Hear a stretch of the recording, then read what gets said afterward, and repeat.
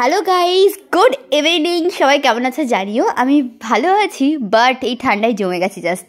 তোমরা জমে গেছো নাকি জমতে বাকি আছো জানিও। আর আজকে আমি এই ভিডিওটা খুব একটা লং করব না। এই ভিডিওর মাধ্যমে আমি নতুন একটা রেস্টুরেন্টের ইনফরমেশন শেয়ার করব। আমার ভীষণ ভালো লেগেছে, যার জন্য আমি এটা রিভিউ শেয়ার করছি। তার আগে তোমরা বলো তো এই জায়গাটা কে কে চেনো?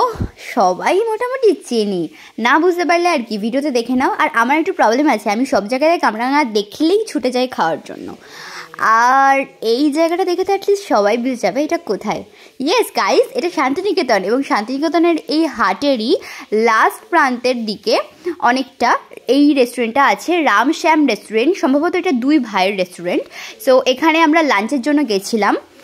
ভেতরটা পুরো কভারেজ ছিল। শুনলাম নাকি বাইরে লাইন দিয়ে দাঁড়িয়ে থাকতে হয়, বাট কপাল ভালো ছিল যে অ্যাটলিস্ট আমাদের লাইন দিতে হয়নি। তারপর অনেক ভেবে চিন্তে আমরা ভেজ থালি অর্ডার করলাম। বেশ কিছুক্ষণ বসেছিলাম, তারপরে এলো। ততক্ষণ তো ভাবছিলাম কখন আসবে আর খাবো, আমার জাস্ট তসই না। সো ভাতের সাথে ঘিও ছিল, ঘিটা মোটামুটি টেস্ট ছিল, খারাপ ছিল না। চলো আমরা শেয়ার করি। আর সাথে আমরা মাটন আর চিকেন আলাদা নিয়েছিলাম, যেহেতু মাটন চিকেন থালি নিইনি। আর কি কি আছে, ভেজ থালিতে ছিল ডাল, ধোকলা, পোস্ত, চাটনি, পাঁপড়, শাক, বেগুন ভাজা, লেবু, আর ভাতের সাথে ঘি তো ছিল। বিশ্বাস করো গাইস, এই যে ধোকলাটা আমি খেয়ে জাস্ট প্রেমে পড়ে গেছি। হ্যাঁ, সাথে একটা আইসক্রিম ছিল, যেহেতু গরমকাল ছিল তখন। আর এখন আমি তোমাদের সাথে শেয়ার করছি। ইয়েস, কিছু বলার নেই।